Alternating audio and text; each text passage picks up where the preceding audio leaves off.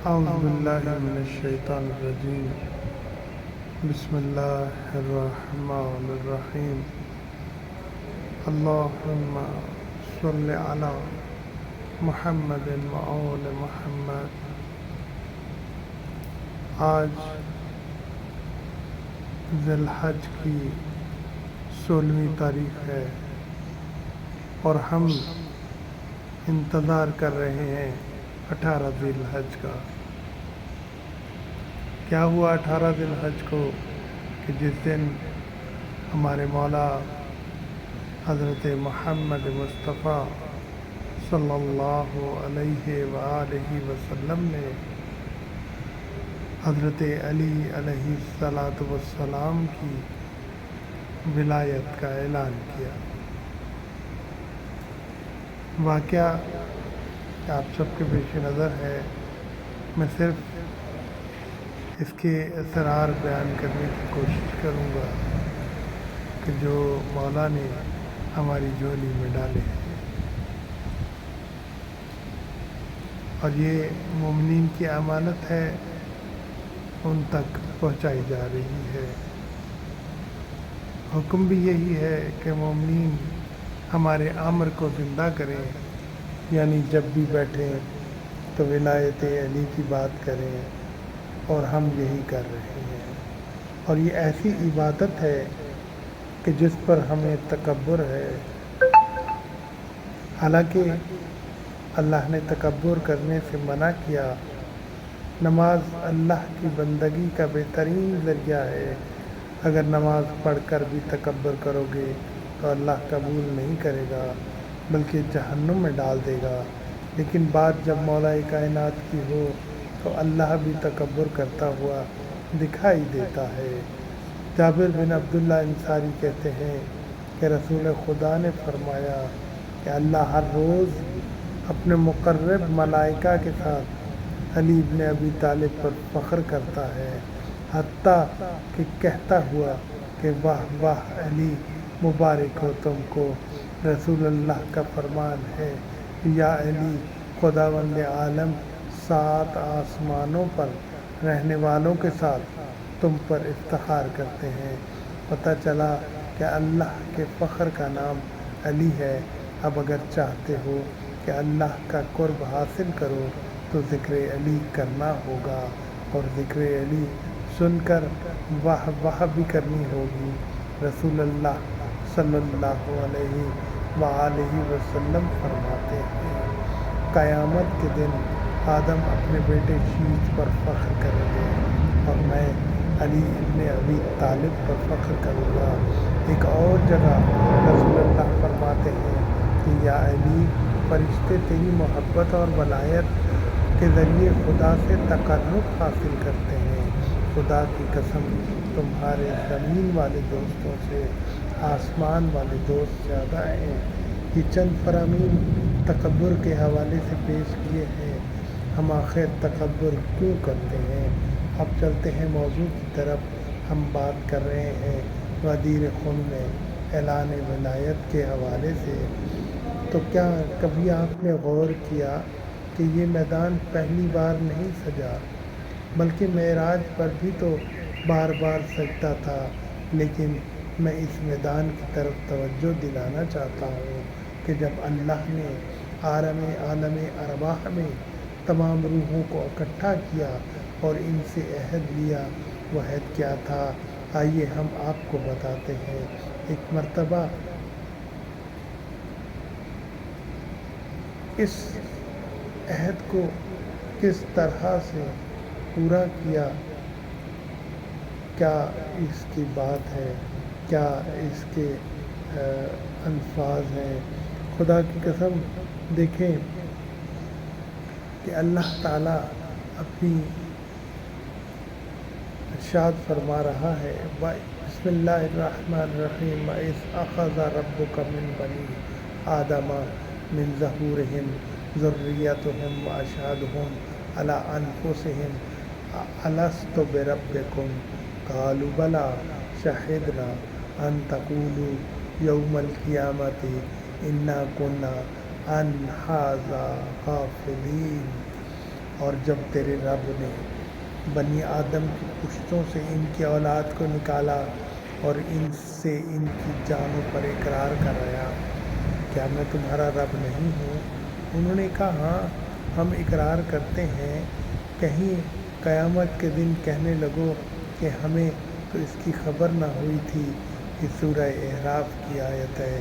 اللہ نے حضرت آدم کی ذریت سے اپنی توحید، حضرت محمد کی رسالت اور میری علی کی ولایت کا اقرار لیا، اور سب کو ایک دوسرے پہ گواہ بنا کر ایک تحریر لکھی گئی، اور اس تحریر کو پتھر میں رکھ دیا اور فرمایا کہ حجر اسود، تو گواہ رہنا کہ جو شخص تیرے پاس آئے تجھ کو بوسہ دے، اس کا عہد کا اقرار کرے، تو قیامت کے دن اس کے لیے گواہی دینا۔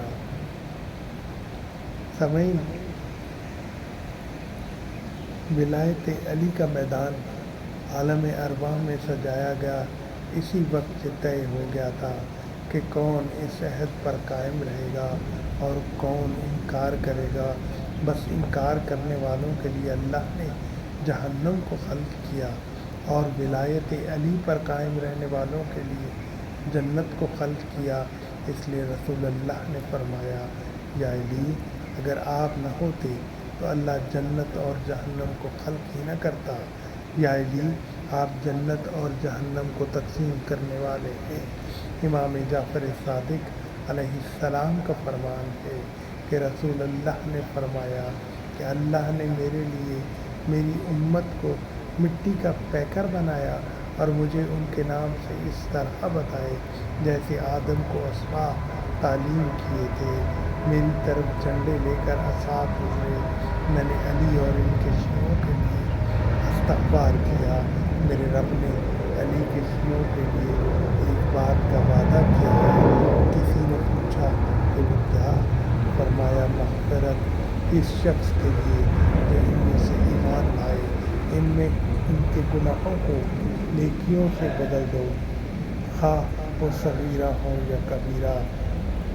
تو شیعان علی کے فخر کے لیے اس سے بڑی اور کیا بات ہو سکتی ہے کہ ابھی مٹی کا پیکر ہے، بدن اجسام تو بعد میں بنیں گے نا، تو جن کے دنیا میں آنے سے پہلے ہی ان کی بخشش کی ضمانت رسول اللہ نے لے لی ہو، اس سے بڑی سعادت کیا ہو سکتی ہے؟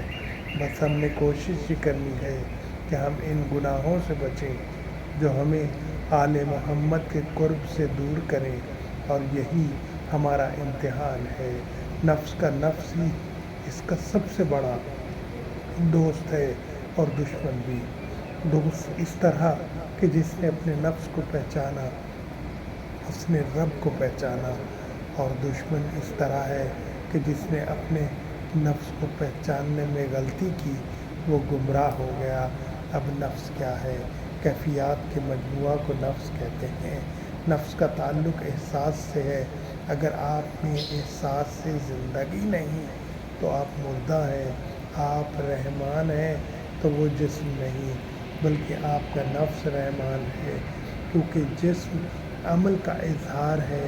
اس طرح اگر آپ ظالم ہیں تو وہ بھی نفس کی وجہ سے، کیونکہ جسم اظہار کرتا ہے۔ کسی سے محبت کرنا، کسی سے دشمنی کرنا، یہ نفس کے کام ہیں، یعنی تولا تبرہ نفس کراتا ہے۔ اب اگر آپ نے نفس کا قبلہ مودت اہل بیت کو بنایا ہے تو آپ مر کر بھی زندہ ہیں۔ اسی لیے تو کہا گیا کہ جو بھی ہماری محبت میں مرا وہ شہید ہے۔ من مات علی حب آل محمد مات شہیدا۔ اسے مردہ مت کہو، کیونکہ نفس کا کام اظہار محبت ہے۔ اگر آپ مودت اہل بیت رکھتے ہوئے بستر پہ مر بھی گئے تب بھی شہید ہیں، کیونکہ نفس کی بدولت آپ زندہ ہیں۔ جب اسے مار دیا جائے تو جسم بھی مردہ ہو جاتا ہے، مگر چونکہ نفس نے فانی شے سے محبت نہیں کی بلکہ بقیت اللہ یعنی وجہ اللہ سے محبت کی ہے، تو ہر شے ہلاک ہو سکتی ہے مگر نفس نہیں۔ اس لیے جن کے نفسوں کا قبلہ اہل بیت ہوں وہ مرتے نہیں بلکہ شہید ہوتے ہیں۔ تو غدیر قوم میں اکثر ایسے ہی لوگوں کی تھی، اکثریت ایسے لوگوں کی تھی جنہوں نے اپنے نفس کا قبلہ تبدیل کر لیا اور وہ ہلاک ہو گئے۔ اللہ نے قرآن میں انہیں چلتی پھرتی لاشیں کہا۔ یہ لوگ جانور سے بھی بدتر ہیں، اور بہت کم ایسے تھے جنہوں نے اپنے نفس کا قبلہ نفس اللہ کو قرار دیا، اور چونکہ نفس اللہ کو موت نہیں ہے اس لیے ان کی محبت میں جو مرا وہ شہید ہے۔ اللہ نے رسول اللہ کے لیے قرآن میں ارشاد فرمایا کہ النبی اولیٰ بالمؤمنین من انفسہم، بے شک میرا نبی مومنین کے نفسوں کا مالک ہے۔ اب جو نفس نبی اکرم کو چھوڑ کر بھاگ جائے وہ مردہ نہیں ہوگا تو کیا ہوگا؟ تو اب آپ کو من کنت مولا ہو فہذا علی مولا کی سمجھ آئے گی کہ آپ فرما رہے ہیں کہ جس طرح تمہارے نفسوں کا مولا ہو اس طرح یہ علی تمہارے نفسوں کا مولا ہے۔ اب جو مولا کی مولائیت کا انکار کرے تو وہ مومن نہیں رہتا۔ پھر مولا علی کی ولایت کا انکار کرنے والے حاجی نمازی کیسے بن گئے، رضی اللہ کیسے بن گئے؟ اکثر اس بات کی سمجھ آ جائے تو نفس بھی گواہی دے کہ بات تو حق ہے، جان لیجئے آپ زندہ ہیں، اور اگر سمجھ نہ آئے تو جان لیجئے کہ زمین پہ بوجھ کے علاوہ کچھ نہیں۔